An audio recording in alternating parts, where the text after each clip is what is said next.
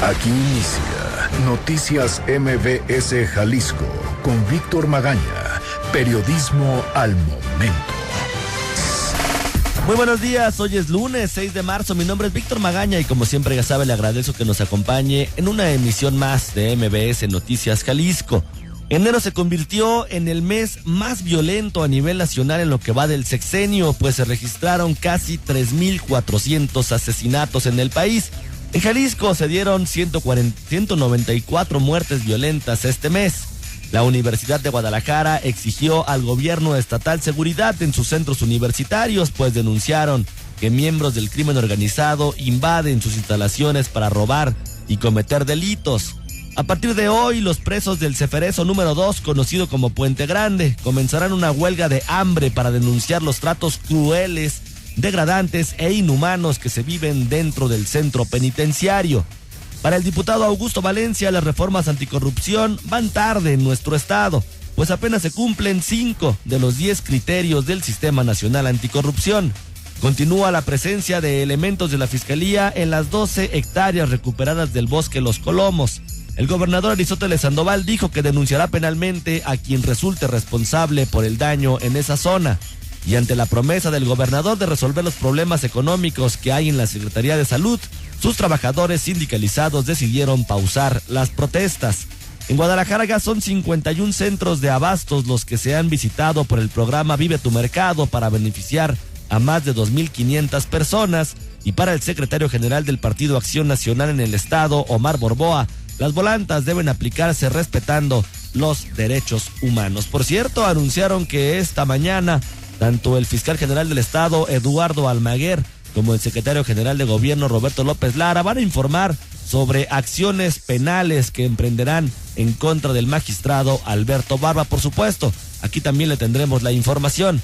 Jonathan Palacios se encuentra en los controles operativos, Carla Jiménez en la producción de este espacio informativo. Los teléfonos en cabina son el 36... Primero déjale digo las redes sociales, es @MBS Jalisco en Twitter, Noticias MBS Jalisco en Facebook y mi cuenta personal, @semáforo en ambas. Los teléfonos en cabina 36-298-248 y 36-298-249. ¿Qué le parece? Sí, comenzamos. Reporte especial. Bueno, luego de las amenazas y de las denuncias que hay ante los problemas económicos en la Secretaría de Salud Jalisco, anunciaron ya que van a desactivar las protestas de los sindicalizados. Raúl Torres, ¿cómo estás? Buenos días. Buenos días, Víctor. Buenos días al auditorio.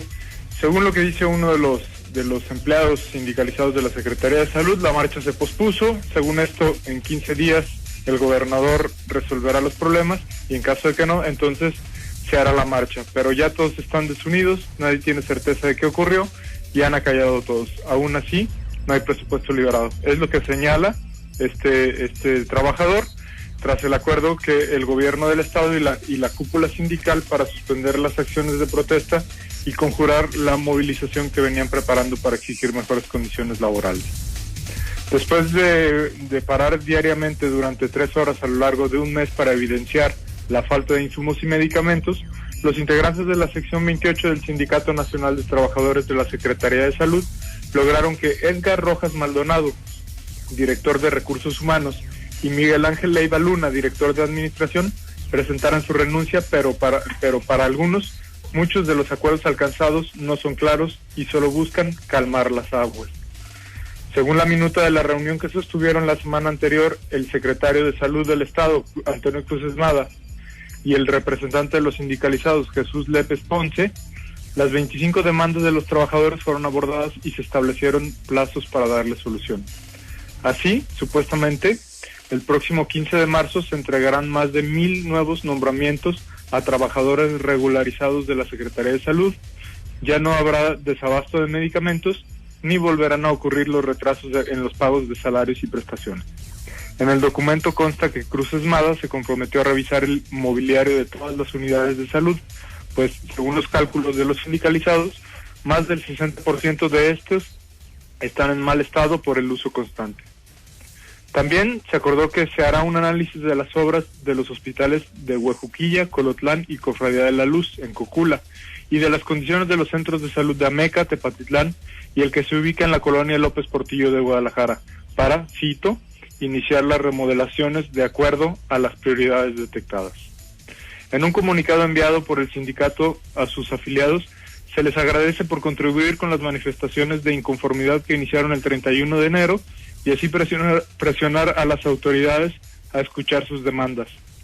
Sin embargo, se les pidió estar atentos a que los funcionarios estatales cumplan con sus compromisos, pues de lo contrario reactivarán las acciones de protesta. Pero el actuar de los líderes sindicales fue criticado por algunos de los trabajadores, pues afirman que hay muchos problemas de fondo que no se han resuelto. Aunque están inconformes con la manera de proceder del EPES Ponce, prefieren no hablar en grabadora porque aseguran se sabe cómo es la represión. Dicen que manifestarán entonces su desacuerdo en las siguientes elecciones sindicales. Se buscó la opinión del EPES Ponce al respecto, pero en el sindicato no hubo quien pudiera responder a la solicitud de entrevista. Esa es la información, Víctor. Y Raúl, pues hay que seguir dando seguimiento a este tema y a ver si finalmente las autoridades también deciden ya darnos voz a través de estos micrófonos para ver qué es lo que está pasando y bueno, que no continúen diciendo que en la Secretaría de Salud no pasa absolutamente nada ni en deudas ni en cuanto al trato a pacientes y a los mismos trabajadores. Claro, bueno, hay plazos establecidos, supuestamente este 15 de marzo se empezarían a cumplir estos acuerdos y bueno, veremos si los trabajadores sindicalizados ven mejorías o vuelven a convocar alguna manifestación. Pues ahí está, Raúl, muchísimas gracias, buen inicio de semana. Gracias a ti y a la Victoria. Hoy vamos a ir a una pausa y regresando le tenemos toda la información en cuanto al tema de seguridad o de inseguridad, como usted lo quiera ver, aquí en el estado de Jalisco. En un momento continuamos en Noticias MBS Jalisco, periodismo al momento. Comunícate con nosotros a los teléfonos 3629-8248 o 3629-8249. Estamos para escucharte. Seguridad. Regresamos a MBS Noticias Jalisco. Ya les decía al inicio del programa, enero de este año es, por lo menos hasta lo que va de 2017, el mes más violento del sexenio de Enrique Peña Nieto. Isaac de Loza, ¿cómo estás? Buenos días. ¿Qué tal, Víctor? Muy buenos días para ti y para todos quienes están a la escucha. Pues como cada lunes les compartiré un resumen de los hechos en materia de seguridad que pues marcaron agenda durante el fin de semana que acaba de terminar, pero antes, como ya lo anticipabas, pues llevarles este ya acostumbrado desagregado estadístico de muertes violentas. Y hoy les tengo una noticia muy importante, pues el Secretariado Ejecutivo del Sistema Nacional de Seguridad Pública, la instancia que acumula la información que le entregan las diferentes fiscalías y procuradurías de justicia en el país, pues reporta que solamente durante el mes de enero de este 2017 se registraron un total de 3,363 homicidios en todo México. Eso significa, Víctor y Auditorio, que ocurrieron 108 asesinatos por día en promedio solamente durante el primer mes de 2017, tanto por dolo como por culpa. Ese indicador coloca al pasado mes de enero como el más violento del sexenio de Enrique Peña Nieto, pues desde mayo de 2012, cuando se registraron 3,455 víctimas, nunca habían ocurrido tantos homicidios. Según el Secretariado Ejecutivo, el 57% de los asesinatos de los que les doy cuenta ocurrieron de manera dolosa, esto es, que los delitos se cometieron deliberadamente. Jalisco también registra una cifra alta. Son 194 homicidios durante enero y 101 de ellos, es decir, poco más de la mitad, fueron dolosos. Esto significa un promedio de 3.2 homicidios intencionales cometidos por día durante el primer mes del año en nuestra entidad. En total, la Fiscalía del Estado informó al gobierno federal que se cometieron 9,293 delitos en Jalisco durante el primer mes de enero, cifra que si bien es menor en 225 hechos que los que se registraron en diciembre de 2016, pues queda 1,061 delitos arriba que el mismo mes del año pasado. El incremento, para conocimiento de todos, pues es del 12% en términos generales entre los primeros 31 días de 2016 comparado con los de 2017. Por su parte, el Instituto Jalisciense de Ciencias Forenses practicó 145 autopsias a personas que fallecieron por heridas de arma de fuego durante los meses de enero y de febrero. 102 de las víctimas quedaron registradas en los municipios de Guadalajara, Zapopan, Tlaquepaque, Tonalá y Tlajomulco. Además, el instituto reporta 21 personas que fallecieron estranguladas, 16 más por golpes y 22 por armas blancas. En total, les hablo de 204 muertes que ocurrieron de forma violenta, solo durante los meses de enero y febrero, según el Instituto Jalisciense de Ciencias Forenses. Pero a esos hechos, Víctor y Victoria, se sumaron otros tantos durante el fin de semana y a continuación les comparto un resumen. El viernes por la mañana, un oficial de la policía de Tonalá que salía de su casa rumbo al trabajo fue asesinado. El hecho ocurrió en la colonia Sigualpiri, del mismo municipio, y el causante huyó sin que hasta el momento se reporte su captura. El fallecido era segundo comandante y con este hecho suman 3 los oficiales de esa corporación que desafortunadamente han fallecido a manos de delincuentes en solo 14 días. El viernes por la tarde, el cuerpo de una mujer en avanzado estado de descomposición fue localizado en una finca en Obra Negra, próxima a Poblado de San Esteban, en el municipio de Zapopan. El cuerpo fue recuperado por peritos forenses y la investigación del caso ya está en manos de la Fiscalía. Horas más tarde, en la colonia Mesa Colorada, se reportó el cadáver de un hombre, al cual se le apreciaban 3 heridas de bala en la cabeza. Según reportes de testigos, los responsables iban a bordo de una camioneta blanca y tras disparar contra su víctima huyeron con rumbo a la carretera a Saltillo. Un hecho similar ocurrió un día después en la colonia Francisco y Madero de Tlaquepaque. En este hecho, la víctima fue un hombre de 33 años, al cual le dispararon desde un Subaru gris con vidrios polarizados. Por la noche del sábado, peritos forenses recogieron el cuerpo de un señor de 58 años de la colonia Alamedas de Tetlán, en Guadalajara. Según el reporte, este hecho ocurrió en el cruce de la Privada González y Andrés Bello, como consecuencia de un asalto con violencia en el que la víctima opuso resistencia. Finalmente, un joven de 19 años murió durante la madrugada del domingo en la colonia Mezquitán Country de Guadalajara, tras haber sido atacado por los tripulantes de una camioneta blanca, quienes lo agredieron con armas de fuego y armas blancas. En suma, les hablo de 6 homicidios más durante el fin de semana que acaba de terminar, y a ello, pues, se suma un nuevo enfrentamiento a golpes entre aficionados de equipos de fútbol.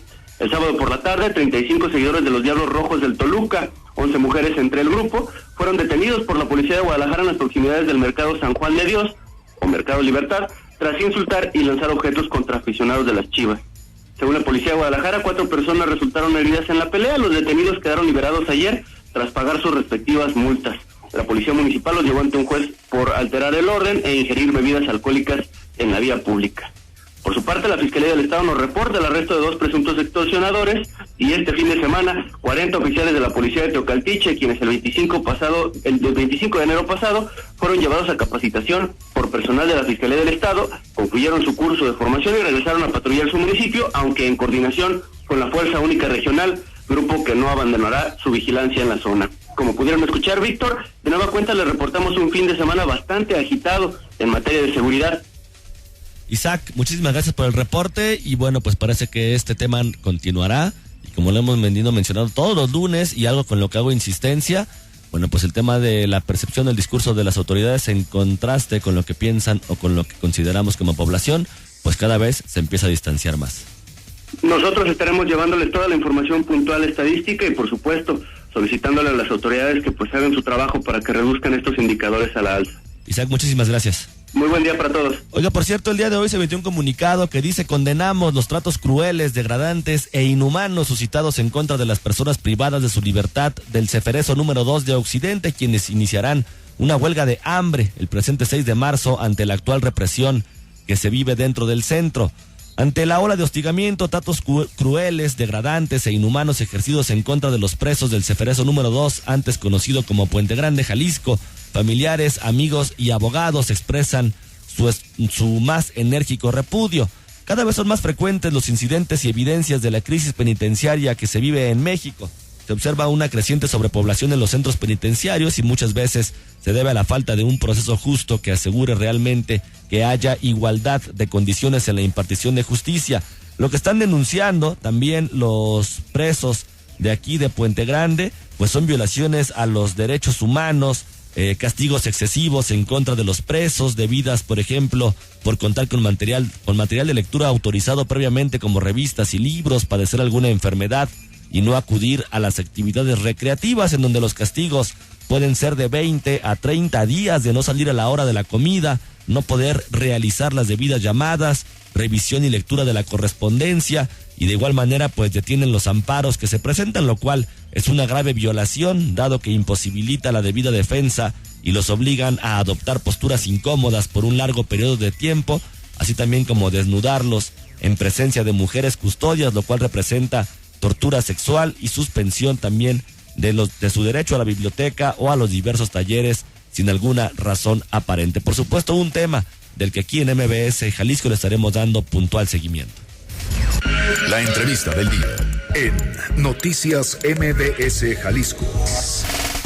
Continuando con este bloque de seguridad en el estado, de estas malas noticias, a través de estos micrófonos hemos venido platicando en diferentes ocasiones y ya con más de un año sobre el tema de la inseguridad que se vive a los alrededores de los centros universitarios de la Universidad de Guadalajara. Hemos platicado ya en varias ocasiones con el licenciado Montealberti Serrano, él es el jefe del programa de seguridad universitaria, sobre los programas que se han venido haciendo, los planes que se han implementado y también la poca ayuda de las autoridades municipales en los diferentes centros de la zona metropolitana de Guadalajara, donde incluso también hace aproximadamente un año ya le exigían tanto a las autoridades de Zapopan como de Guadalajara que pusieran mayor atención en estos centros universitarios. ¿Por qué le platico esto? El fin de semana se emitieron un comunicado a través de la Oficina de Comunicación Social de la Universidad de Guadalajara, donde la UDG pide de nueva cuenta seguridad al gobernador y a los presidentes municipales para proteger a la comunidad universitaria y a sus instalaciones. Pero ya no solamente son los robos que se daban alrededor, sino que ahora están denunciando también la invasión del crimen organizado en sus centros universitarios. Montealberti Serrano, ¿cómo estás? Buenos días. Buenos días, Víctor. A tus órdenes aquí, gracias por invitarnos. Oye, Montealberti, pues un poco desconcertado y preocupado, denuncian que desde hace al menos 3 meses han venido padeciendo problemas en cuanto a invasión de crimen organizado, personas encapuchadas y armadas en algunos centros universitarios del estado. Sí, fíjate que, como bien mencionas, tenemos parte de la problemática en los entornos universitarios de asaltos y acoso, ese tipo de temas, y la violencia que teníamos antiguamente en la universidad. Pero sí quisiera precisar que sí se ha contenido el tema de las inmediaciones de los asaltos. Hemos recibido una buena respuesta por las comisarías, las pláticas y los trabajos, y se ha contenido de manera significativa la problemática en las inmediaciones, salvo algunos puntos estratégicos que todavía tenemos problemas, como es el área del tecnológico, la preparatoria número 4, la 2, la 3, la 7, pero casi la gran mayoría hemos logrado contener la problemática de las inmediaciones. Aunque también en esos centros se ha contenido la problemática, ha ido una reducción a la baja, ¿no? Sí hemos tenido una buena respuesta de los comandantes y los elementos. Eso sí quisiera precisarlo porque sería como injusto pues no reconocerles el trabajo. Sin embargo, creo que hay una grave crisis social y económica en el país que se refleja todos los días en las calles de la ciudad. Y hoy, penosamente, al interior de nuestros centros universitarios. Mencionaba yo que es un tema atípico porque en los últimos meses un grupo de personas, y a lo mejor también la definición si es crimen organizado, porque nos decían que como que no es crimen organizado, pero ¿cuál sería entonces cómo se puede definir a 8 sujetos que entran con armas, que tienen una logística y una estrategia de cómo operar y que lo hacen de manera cotidiana en varios centros universitarios? Y en escuelas, no únicamente de la universidad, tenemos conocimiento que en institutos tecnológicos y en otros lugares operan de la misma manera, y no en un municipio, sino en todo el estado. Hay una estrategia de cómo operar y cómo hacerlo, ¿no? Y sí, hoy se mostraron un poquito más violentos, hicieron una detonación al interior de la preparatoria de Tepa, y la manera en que llegan es extremadamente violenta, ¿no? Eso nos preocupa, porque aparte del patrimonio universitario que está en riesgo la vida de las personas que estaban acostumbrados a resguardar el patrimonio universitario con cierto tipo de problemática de inseguridad, y hoy es otra problemática totalmente distinta, que sí nos debe preocupar a todos, y que las tareas preventivas se rebasan. Aquí tiene que ver, yo creo que una tarea de investigación, de seguimiento, quiénes son, de qué tamaño son, si en realidad son crimen organizado o son unos ladrones que se brincaron ocasionalmente a robar cada centro universitario, ¿no? Montealberti, lo que me llama la atención es precisamente eso, la definición de crimen organizado. Pues claro, muchas veces uno cree o tiene por lo menos la percepción que cuando se habla de crimen organizado se refiere única y exclusivamente al tráfico de las drogas. Algo que pues queda más de manifiesto que no es así. Señala también en el comunicado, y lo voy a leer, que por lo menos los centros más afectados hasta el momento han sido Cuballes, el Centro Universitario de los Altos, o sea, Cualtos, el CUCS y algunas preparatorias regionales de Santa Anita y de La Barca, como las preparatorias metropolitanas 7 y número 10. Pero también recordarás tú hace unos meses cuando una persona armada también entró y amenazó al maestro Roberto Castelán en el Centro Universitario de los Lagos de Moreno. ¿Qué es lo que les han dicho las autoridades estatales referente a los municipios? Pues finalmente son como los centros más vulnerables en la zona metropolitana, como tú señalabas, también por el número de elementos policíacos, pues les han dado más atención a las denuncias que han venido ejerciendo, pero la verdad es que no solamente los centros universitarios, como tú lo señalas, de la Universidad de Guadalajara, sino algunos tecnológicos o incluso algunos municipios, bueno, pues se han venido permeando cada vez más por el tema de violencia en la entidad. Sí, mira, precisando el tema que de este grupo de personas, nosotros alcanzamos a ver algunas cosas en los videos, y las pláticas que hemos tenido con otras instituciones refieren que el modus operandi, la manera de actuar, como irrumpen, la estrategia que utilizan, es el mismo grupo aparentemente, ¿no? Entonces, por eso pensamos que es alguien que se organiza, que prevé, que hace estrategia para cómo operar y que sabe cómo hacerlo, ¿no? Entonces, la definición de crimen organizado como que sí es un poquito, entonces, como confusa. ¿Qué le podemos llamar crimen organizado? Yo a mí me queda claro que no son los cárteles, ese tipo de cosas, ¿no? Pero si un grupo de personas que se organizan y hacen estrategias, ¿cómo las podemos definir entonces nosotros, no? Para no utilizar palabras de manera incorrecta o definiciones incorrectas, sería importante que nos ayudaran a definirlo, ¿no? Para no hacer aseveraciones a la ligera. Pero en algunas preparatorias eso es lo que nos ha pasado. Por ejemplo, la preparatoria número 7 tuvimos un sujeto que se metió y se robó un vehículo de la universidad, se irrumpió ahí, rápidamente salió y aventó el vehículo prácticamente al guardia de la puerta, y el vehículo fue recuperado al día siguiente. En la preparatoria número 10, un ladrón de manera esporádica se metió y robó uno de una pantalla, ¿no? Pero lo que refiere a Tepatitlán, al Centro Universitario de Los Altos, a Cuballes y a la preparatoria de Santa Anita, sí, aparentemente son los mismos sujetos. Lo que se ve en los videos y la referencia que nos hacen los guardias es que van vestidos de la misma manera y utilizan la misma estrategia, ¿no? ¿Han tenido, Monteverdi, perdón que te interrumpa, han tenido acercamiento ya con autoridades, con el fiscal general o con los fiscales regionales referente a este tipo de denuncias? Porque también es cierto, y esto hay que señalarlo y hay que ser muy claros, que estudiantes de diferentes centros universitarios pues también han denunciado, como tú lo acotas bien en estos tipos de casos, es un grupo de delincuencia organizada de que se dedica a hacer el robo de equipo de parte de las instalaciones de los centros universitarios de la Universidad de Guadalajara. Pero también es cierto que hay regiones como Los Altos, como la región Ciénega, donde los estudiantes hace un año denunciaban, extorsiones telefónicas, y luego denunciaban toques de queda, y luego, o sea, el tema de la seguridad va más allá de las paredes de los centros universitarios. Y entonces, por eso mi pregunta es, ¿qué les ha dicho la Fiscalía General o la Fiscalía Regional o el Gobierno del Estado?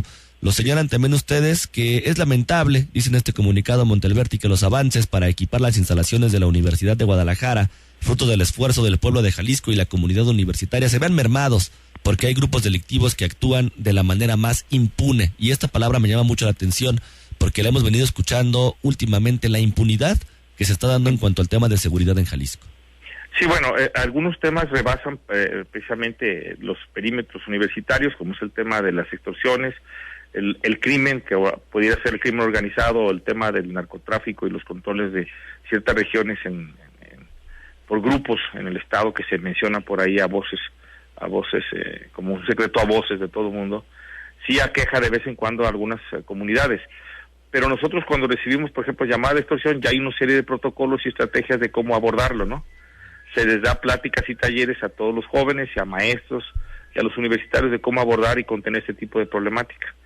Nosotros todos los días estamos capacitando y en contacto permanente con los municipios y también con personal de la Fiscalía. Déjame comentarte que, por ejemplo, el área operativa que trabaja de la Fiscalía, cuando hay un tema que se desborda, que sale del contexto que nosotros manejamos de manera cotidiana, tenemos una puerta donde tocar o donde recurrir, y cotidianamente, de manera regular, nos atienden.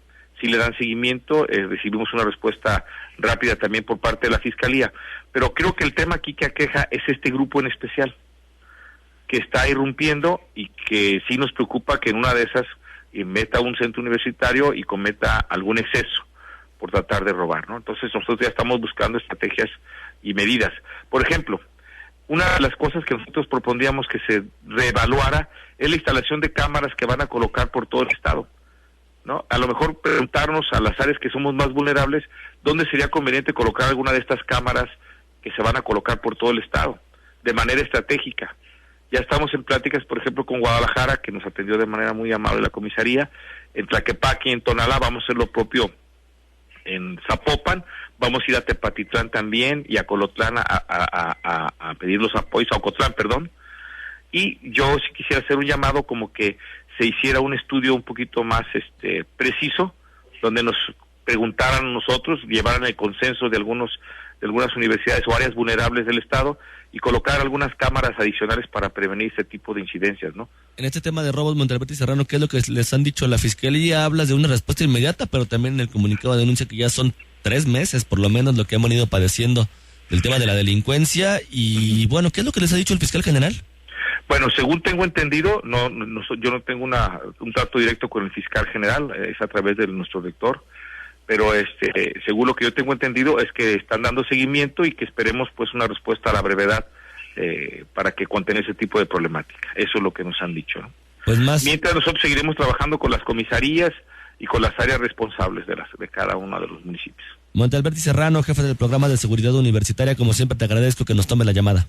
Ok, muchísimas gracias, Víctor, buen día. Pues ahí está también, ya lo escuchó usted, la esperanza de Montalberti de que actúen con rapidez las autoridades. 3 meses ya han pasado, según lo que denuncia a través de este comunicado. Le leo solamente algunos puntos para que tenga un poco más de contexto de lo que están sufriendo o padeciendo algunos centros universitarios del estado de Jalisco. Dice, en los ataques se han sustraído 76 computadoras portátiles y de escritorio, 5 proyectores, 9 pantallas y un vehículo, entre otros artículos electrónicos, además de 45 laptops, 2 cañones, una cámara, otros más televisiones, una camioneta, esto en el Cuballes. Y la madrugada de este viernes pasado, 52 días después del robo de Cualtos, o sea, no tan rápido, pues, la actuación de las autoridades, en la preparatoria regional de Tepatitlán entraron y sometieron al velador y personas que trabajaban en la obra civil, pues actualmente la escuela está ampliándose.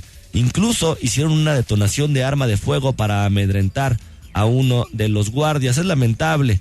Ya le decía yo que los avances para equipar las instalaciones de la UDG, como lo señalan ellos, bueno, pues se vean mermados porque hay grupos delictivos que actúan de la manera más impune, personas armadas, encapuchadas, con armamento de grueso calibre, perfectamente organizadas, son los que están haciendo este tipo de delitos en la región, en las regiones del estado de Jalisco. Bueno, el licenciado Montalberti Serrano habla de que por lo menos en la zona metropolitana de Guadalajara sí hay comunicación, y él pues está esperanzado en que también en el interior del estado, bueno, pues se pongan las pilas ahí las autoridades, hagan una mejor planeación en cuanto a cámaras de vigilancia y se actúe de la manera más rápida posible. 3 meses ya, y bueno, pues esto no suena o no parece por lo menos tan rápido como uno podría esperar que se deshicieran de ese tipo de delincuentes. 9:26 a.m. Vamos a ir a una pausa, pero antes le platico la información que está publicando el día de hoy el periódico Milenio.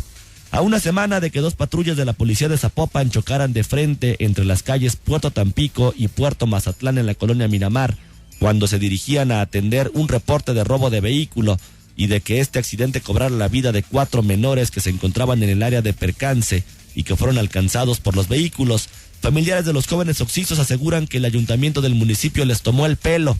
María Teresa, hermana de José Alberto N., uno de los fallecidos, en entrevista con el periódico Milenio Jalisco, señaló que su familia no aceptó la ayuda que les brindaba el gobierno zapopano para gastos funerarios de 19,000 pesos, pues a cambio les pedían que firmaran el perdón a los policías involucrados en el percance.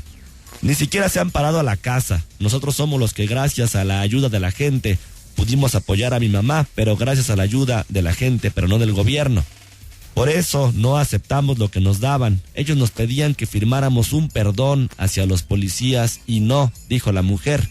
Incluso mencionó que tuvimos que hacer una colecta con amigos y familiares para juntar dinero para poder enterrar a su hermano y no tenían en ese momento los recursos para hacerlo. Es lo que agregó y es parte de la información que publica el día de hoy el periódico Milenio Jalisco. Familias de muertos por patrullas solos, y como dice la nota, familiares de los jóvenes occisos aseguran que el ayuntamiento del municipio les tomó el pelo. Pausa y regresamos. En un momento continuamos en Noticias MBS Jalisco. Periodismo al momento. Escríbenos a nuestras redes, @MBS Jalisco en Twitter o Noticias MBS Jalisco en Facebook y sé parte de la información. La ciudad. Oiga, las reformas anticorrupción ya van tarde en Jalisco, es lo que asegura al menos el diputado Augusto Valencia. Fátima Aguilar, buenos días. Buenos días, Víctor, saludos a ti y al auditorio. Pues sí, la falta de nombramiento de un auditor superior, de las reformas a la ley de fiscalización, al Tribunal de lo Administrativo y la creación de una fiscalía autónoma demuestran que la discusión sobre el sistema estatal anticorrupción está paralizado en el Congreso de Jalisco. Esto es lo que acusó el diputado emesista Augusto Valencia López. Según el legislador, el informe del Instituto Mexicano de Transparencia, el INCO, señala que el sistema estatal anticorrupción está incompleto porque solo cumple con 5 de los 10 criterios del sistema nacional, y esto se debe a que las demás fracciones solo dieron trámite mediático a estos cambios en estos meses. Escuchamos. Y lo cierto es que hoy grupos de empresarios están exigiendo transparencia en las más de 200 cuentas públicas que la Auditoría Superior y el Congreso siguen pendientes de concretar su revisión. Aquí en el Congreso hemos perdido 8 meses del Congreso con 2 mesas directivas por el PRI, por el PAN, sin querer formalizar en el Pleno del Congreso una discusión seria sobre estas reformas. Pues aunque la fracción emesista en el momento de estos cambios no había hecho ningún señalamiento, y las versiones de su coordinador Ismael del Toro Castro eran que estaban establecidos los tiempos para su discusión. Al respecto, Valencia López aseguró que su bancada presentó ya las iniciativas para dichas reformas, pero la Comisión de Puntos Constitucionales, presidida por los priistas, pues las ha atorado. Tal es el caso de su iniciativa sobre crear una Contraloría Interna en el Congreso de Jalisco y la de una Fiscalía Autónoma del Ejecutivo con un fiscal especializado en combate a la corrupción, en derechos humanos, otro en reinserción social y delitos electorales, para que sean elegidos por el legislativo, y los perfiles no deberán representar a partidos políticos ni haber sido candidatos a un cargo en los últimos 4 años. Pues es el reporte, Víctor. Fátima, muchísimas gracias. Fátima, también te encuentras en una manifestación en estos momentos. Así es, Víctor, pues aquí en la colonia Lomas Altas, donde desde las 9 de la mañana los vecinos se reunieron en las calles de Fedor Dostoyevsky, y lo que protestan pues es la construcción de 11 torres habitacionales con 9 pisos cada una, y pues su protesta es que va a saturar esta zona. Hace unos momentos estuvo aquí el diputado independiente Pedro Kumamoto. Al parecer la autorización vino por parte del TAE, del Tribunal de lo Administrativo, y algunas otras por parte del ayuntamiento. Y bueno, lo que de parte del ayuntamiento solamente vino un representante, es el jefe de la unidad de construcción, y lo que los vecinos están exigiendo es que bueno, que Pablo Lemus venga aquí a responderles por qué se dieron estas autorizaciones y la zona ya está saturada. Y bueno, pues hasta ahora lo que sucede aquí en este punto. Fátima, muchísimas gracias, estaremos al pendiente. Buenos días. Sobre todo también por el discurso que se ha venido dando en el ayuntamiento de Zapopan de que no van a permitir construcciones irregulares. Bueno, pues a ver qué es finalmente lo que le responde a los vecinos de esa zona. Y las volantas deben aplicarse respetando los derechos humanos. ¿Quién dijo esto? Rosario Álvarez, buenos días.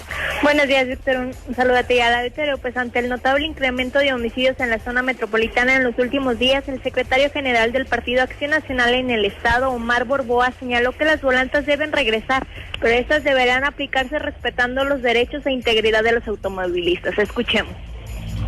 Creemos es de que es importante que se muestre la seguridad, es importante que se hagan esas volantas, pero no solamente al que les cayó gordo, sino que tengan algún elemento para poderlos detener a estas personas, porque muchas veces no es falta de que sean sospechosos, sino que solamente es ocurrencia de alguno de los que van armando de estas volantas, y lo que no queremos es que tampoco se violen los derechos humanos de estas personas, en donde los molesten solamente porque sea una inspección de rutina como hacía anteriormente, y que al final de cuentas era como un permiso para asaltar o para quitarle dinero a los ciudadanos. Mencionarte, Victoria Auditoria, que Borboa Becerra destacó que las volantas también deberían de aplicarse en el interior del estado para así garantizar la seguridad a la ciudadanía. Este es mi reporte. Rosario, muchísimas gracias. Buenos días. Y luego de que el gobierno del estado recuperara 12 hectáreas del bosque de los Colomos 3, que desde entonces permanecen resguardadas por elementos de la Fiscalía General, el titular del Ejecutivo, Aristóteles Sandoval Díaz, visitó la zona. Ahí Sandoval Díaz adelantó que se presentarán denuncias penales en contra de quien resulte responsable por el daño al espacio. Y estaremos presentando denuncias penales contra todos aquellos que abusaron de propiedad de los jaliscienses queriéndose adueñar para negocios particulares. Contamos con todos los antecedentes y estas 2 hectáreas se suman a todo lo que hemos recuperado en Jalisco de áreas naturales protegidas. Pese a que se recuperó el espacio, aún no está en uso o abierto, pues hay maquinaria retirando escombros y realizando trabajos de limpieza. Oiga, son 9 de la mañana con 37 minutos. Mi nombre es Víctor Magaña. Como siempre, ya sabe, le agradezco habernos acompañado en este recorrido informativo. Mañana nos escuchamos a las 9 de la mañana en punto. Pase usted, por favor, un muy bonito día. Por hoy, Noticias MBS Jalisco ha concluido su transmisión. Lo esperamos de lunes a viernes por esta estación.